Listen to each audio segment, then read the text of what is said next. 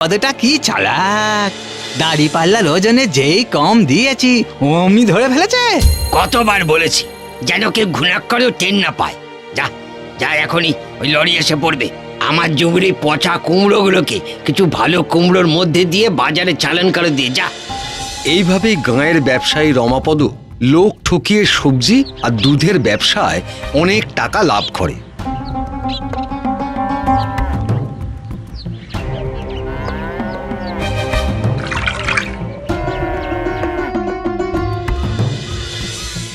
আজকাল দুধে জল মেশাচ্ছেন? কি যে বলেন, আমার বাবু গরুকে সাচ্চা জিনিস খাওয়ায়। হ্যাঁ, ওই সব রাখুন, পয়সা নিয়ে ঠকানো। আমি আজই মোড়লের কাছে যাব। মরুল আমার কেনা গোলাম।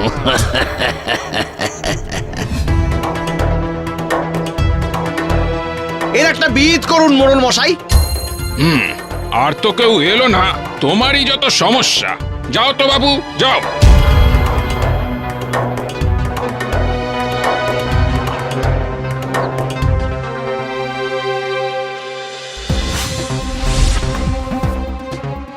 হায় হায় হায়, এ কি সর্বনাশ! কাল রাতে আমার জমির ফসল কে চুরি করেছে? এদিকে যে হাতে টাকাও নেই। এবার আমার কি হবে? কি হবে আমার? কি দরকার ছিল বাপু তোমার? হ্যাঁ, জানো না এর আগে যারা যারা ওর বিরুদ্ধে বলেছে তাদের কি অবস্থা হয়েছিল? হ্যাঁ, তাহলে এখন উপায়?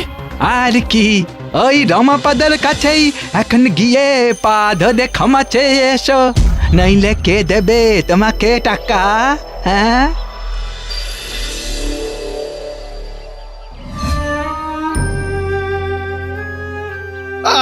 আমি আমি ভুল করেছি, আমি ভুল করেছি। আপনি দয়া করে কটা টাকা ধার দিন।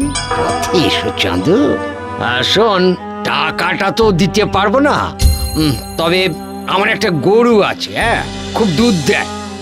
তোকে ওই 10,000 টাকায় দিতে পারি, রাজি? এই 10,000 টাকা তো হবে না বাবু, কুড়িয়ে বাড়িয়ে বড় জোর 5,000 টাকা হতে পারে। আচ্ছা, তাই নিয়ে আয়।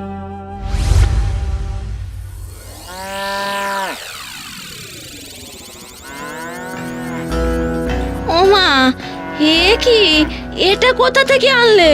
এই রমাপদদার কাছ থেকে 5,000 টাকা দিয়ে কিনলাম। হ্যাঁ, ভালো দুধ দেবে বলেছে। এত টানাপোড়েনের সংসার 5,000 টাকা উড়িয়ে দিলে? তুমি ভেবো না, 5,000 গেছে তো যাক, আমি দুধ বিক্রি করে 50 তুলে নেব।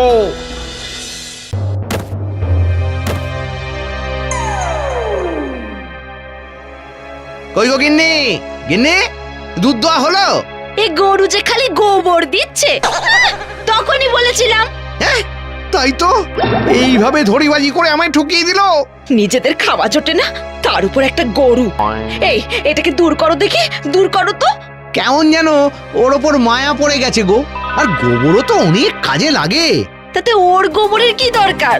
তোমার মাথায় কি কম আছে? হ্যালো বন্ধুরা, আমাদের এই ভিডিওটা ভালো লাগলে একটা লাইক, কমেন্ট, শেয়ার অবশ্যই করবেন। এইরকম নিত্য নতুন ভিডিও পাওয়ার জন্য আমাদের এই চ্যানেলটা সাবস্ক্রাইব করে রেখে দেবেন। Tata, good bye. পরের ভিডিওতে দেখা হচ্ছে।